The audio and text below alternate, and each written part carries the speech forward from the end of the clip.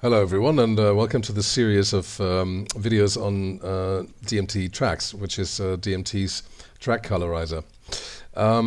So I'll be going through the UI in this introductory video, and for you to be able to familiarize yourself with what we're looking at here and what its purpose is. And then in the subsequent videos, I'll be covering more advanced topics, including the config settings and mouse calibration and stuff like that. Okay, so to begin with, as we're only dealing with DMT here, I suggest that you hit Shift and the window management button, so we can just focus on DMT itself. And then if you don't want to be looking at all this stuff here, then you can just hit the eye icon, which brings us to tweak mode, and we're looking at net tracks, so to speak. Cool. First thing we need to do is to establish a connection between DMT and Live. This happens by dragging this Max for Live device from DMT's UI into what I use the master fader or the master channel, because then it's easy to remember where I left it instead of putting it on tracks that might be subject to change. Anyway, so what have we got here? So as you notice, this updates immediately, and generally we have Live's color palette here, and Live's color palette cannot be changed. You can't change the colors, so the idea here is to just get rid of the colors that do not match your theme, right, or the colors that you do not like. You can configure this quite freely, actually. So what it does, it has an algorithm that looks at the at certain key parameters of Live's theme, and decides what colors are compatible with it and which ones aren't. Okay, so we can let's just hit auto update here.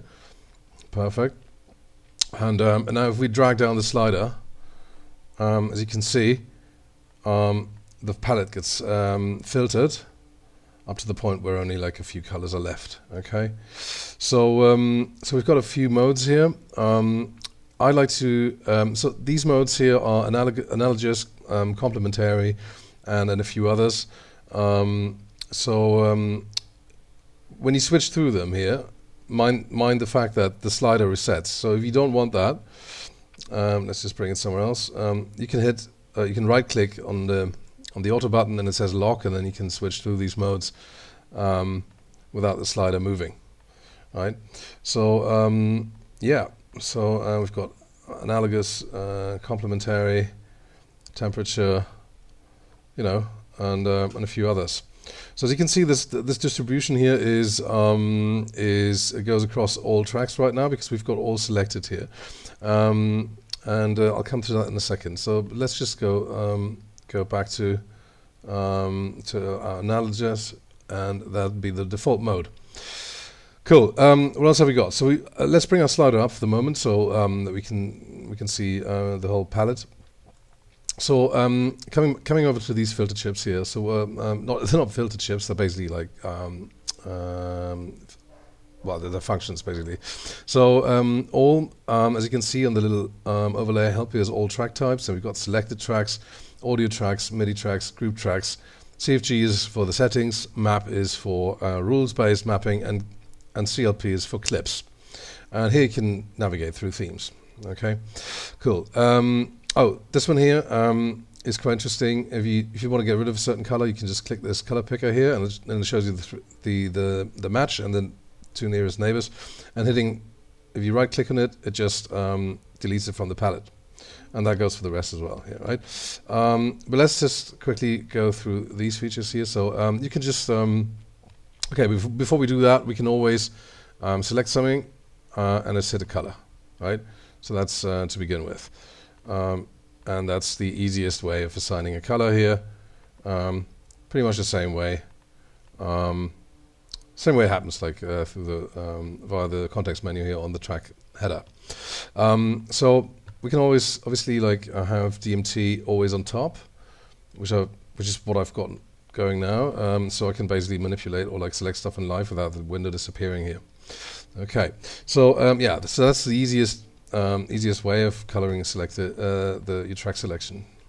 Now, if we come to all, we can just, as the name implies, we can color all tracks. So you hit that, and this the scanner arm here extends, and you can just, like with your mouse wheel, scroll through your palette and basically assign something. Okay, and obviously, as this is all, it'll apply to all tracks. Now, next thing we can do is apply a color range to all tracks, which happens when you hold Shift. You can see the palette dims slightly, and then you scroll and release Shift, and then you assign a color range that way, right? So you can basically scroll to your starting point somewhere in the palette, somewhere here, for instance. Just do this, and then you assign this color range. Same goes horizontally as well. So if you hold Shift and then hold Control, you can scan horizontally. Same here for the starting point. You just scroll wherever you want to commence the range selection, and just do that, right? So pretty straightforward, and actually a pleasure to use. Cool. Same goes for selected.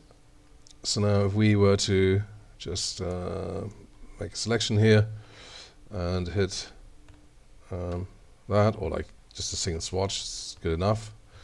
Same logic applies here. So if you want to range select it or range color it, or apply color range, then yeah, you can do that with the same action basically.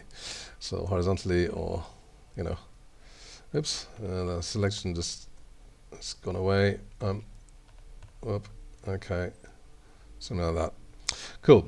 Now, the same goes for audio, MIDI, and group tracks. So audio tracks, colors all audio tracks in this range selection, or let's do a single one so you can better see that this only applies to all audio tracks. The rest is MIDI. MIDI tracks and group tracks. Right, so I can just like assign a selection to our groups, basically a range. Okay, now as you notice, there is this yellow indicator color here, which tells you one thing. It tells you that all tracks are being updated when you conduct actions, whether that be through the sensitivity slider and the filter, or if you just right-click swatches to mute them, or just to deselect them, or if you, for instance, use these filters here, these secondary filters.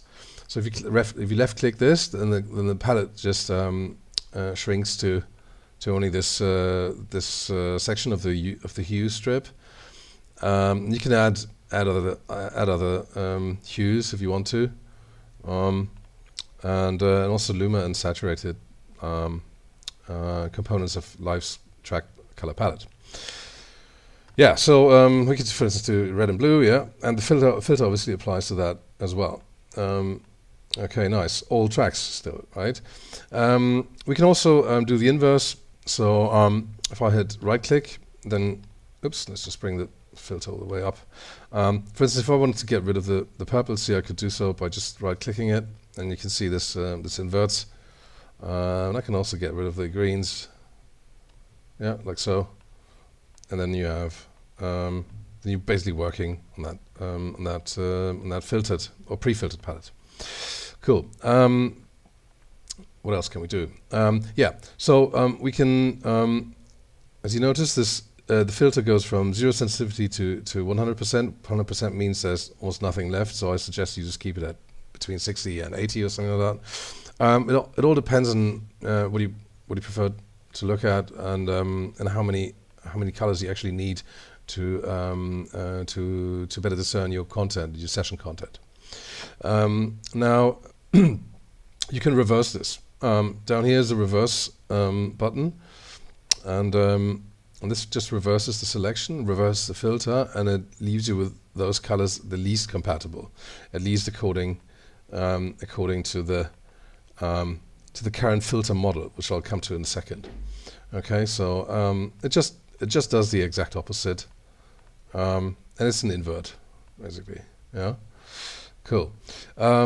Obviously this applies as well. You know, you can just like bracket stuff out, or basically like constrain it to just these primary or secondary colors. We've got Luma here as well, which is the brightest colors on the palette with the least saturation, and then we have Sat as well, which are the most saturated colors. Okay, so these options again there for you if you need them. Cool. So we've still got this reverse here. So before we continue here, let's take a look at our palette orders. Our palettes are the factory palette, which is basically the same as this one here, just rotated 90 degrees. Yep, let's get rid of that. And you can also change the order of the sorting of the swatches. So that's great. It's actually the same palette, but just a different order. And this matters because obviously the scanner arm would scan through different just you know scan through a different swatch order. If you want that, if you prefer that, just go work with it. You've got user slots here where we can actually paint custom palettes. This is quite interactive. You know, as you can see, once I tighten the filter, you see the paint selection still. But these are basically the swatches that get filtered out. Got 3 of those. Yeah, something like that. You can do this, and just you know configure it to your heart's content, basically. Coming back to this real quick, so there's a couple of shortcuts which are useful. So for instance, we've got 5 columns here, and your 1, 2, 3, 4, 5 keys on your keyboard will just mute a whole column, right? So you can just basically filter out the middle one, which is obviously it has the brightest swatches, and this actually works at the push of a button, which is also pretty convenient. Cool. I guess that's understood. Yeah, so right-click on the swatch would just disable it. And you can just take it out, or just use the color picker here to get rid of this pink, for instance, and right-click, and it's gone. All right. Cool. So what else have we got? Yeah, you can if you have this on manual, you can refresh it here. So if you just pull the slider, nothing happens, and then you can hit the big swatch here to do a manual refresh. If you prefer to do that. Okay, okay. Let's come back to the user palettes real quick. This is a bit chaotic. Sorry about that, but I'm not. You know, I don't want to keep this very corporate here. So so you guys are fast in the head. I know that, and so probably able to keep up with my chaos here. But yeah, anyway. So we've got our 3 user palettes. We've covered this just a minute ago, and let's just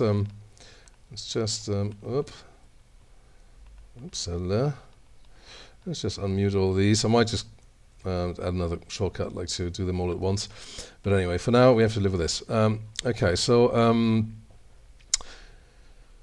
if we take a user palette, and let's say we are going to paint this, select all swatches, which is easier for the sake of this demo. We can edit them. So editing means you just change the order. Obviously that also applies to the swatches that you've pre-filtered, but you can reorder the whole palette if you want to, and if you think that that your scanner arm deserves a different swatch order to deliver the results that you have to. Okay, cool. That's obviously doable for all 3 user slots, which should be enough, I think. And yeah, I got you there. Cool. Let's head over to these guys here. So we've just covered just the simple modes where you just just hit the desired track type, and then and simply just hold shift and range color them, or even if you're too lazy to click around, or if you're not lazy enough, if you're not lazy, then you can simply use the selector arm if you enjoy working with that instead of just clicking a simple swatch. Selector arm obviously would not require a previous selection. Just it acts on all tracks at once. Okay, cool. So now this yellow here. This yellow indicates that we have auto enabled. Yeah. So auto means whatever you do here, it updates your tracks. Okay. Good. So now we've got all selected, and it updates all tracks, right? There's no point in really selecting selected because it's not clear whether you actually have a selection at any given time. But certainly you do have audio, MIDI, and group tracks at any given time. At least I would assume so. And so we can just right-click this and just make it act on audio tracks, MIDI tracks, and group tracks. Right, so and this brings us to the automatic coloring. Now, let's have a look at our options, because this yellow indicates that we can configure options. If you left-click on this menu here, you see we have a couple of sections here. So the directive is basically this one here. Right, let me just lock this. So complementary, temperature, monochromatic, and desat. This is the equivalent of these settings here. As you can see, there's changes as well. If I hit them, so that's for you to be able to easily experiment with different settings. And if you want to drag the slider, you don't even have to leave this menu. You just hold Alt and drag the slider up and down, and you can just like with your mouse wheel, just try different modes. And yeah, so that's actually pretty convenient to use. Yeah. And rather lovely. Cool. So now another shortcut, real quick, is when you hold Shift, you can jump between the sections here, and just collapse them if you want to. Right. So the sort order gone, directive gone, and then you're only looking at the track coloring, the automatic track coloring, and the group coloring. Okay. So as you can see, this is the same yellow, or almost the same yellow as this. And this indicates, if you just hit Command and click it, you can see this toggles. Okay, this basically means that your tracks are automatically colored according to these schemes here. So now we're looking at groups here, but we have a range of tracks down here. These are just free-floating tracks. So tracks are basically tracks that are not part of a member of a group. That's the definition here. So we can just first of all color them uniformly, but let's go to the different mode here. It's easier to see. We can color them uniformly, meaning they all have the same color. But let's not do this for now. So I can better explain these modes here. We've got tonal, luma, and spectral. So tonal is a way of coloring your tracks by tone. Luma means only grayscale, so completely desaturated, all gray for your tracks. Spectral is just a rainbow type of color distribution, as the name implies. But these will kind of lose their effect if you have uniform on, and uniform is just as the name implies again, will color your tracks uniformly, whatever. Okay, you get my point. Same goes for groups. All the groups are kind of special in this instance here, right? Let's just do this and just take uniform off and just play with the slider. Yeah, something like this. And we can come in here and you can just like play around with modes until you have something that's digestible for you, that you prefer, that you like looking at, basically. So it's all about trying stuff out, and once you have it, you can kind of lock it in place because it's deterministic. So it's not gonna change if you don't want to. Right. So we've got before I cover the groups here, let's go to the sort order. We have different sort orders here, which should actually work Perhaps they do upon. Huh? Okay, why is it not working? But it is working actually, but this has to do with, I think, the distributions here. Yeah, because we're looking at groups basically, and so I think this should. Yeah, this should certainly affect.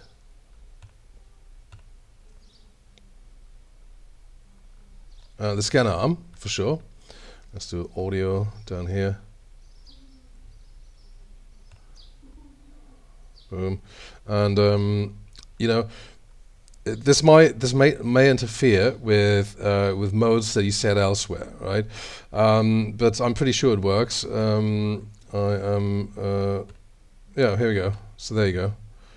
Right. So if you have groups activated, and most of these are actually groups, because that was the hardest thing to get right. They're obviously controlled by the group auto coloring settings, which we're going to cover now. Okay, so left click on our CFG menu. So we've got our track colors here, CMD to mute and unmute. Oop. And then our group colors here. And our group coloring has the same options. For instance, can we say uniform? And then we give all group members the same color, which yeah, I guess is a good idea for some setups. Yeah, it's actually pretty useful to look at. So then, because then you understand what's on what group. We still can go to tonal, and if you hit them multiple times, you change the order from ascending to descending. Right, then we've got Luma, same here, ascending, descending, and spectral. Can swap the order. Oi! Oi! No, that's not for you, my love. That's not for you.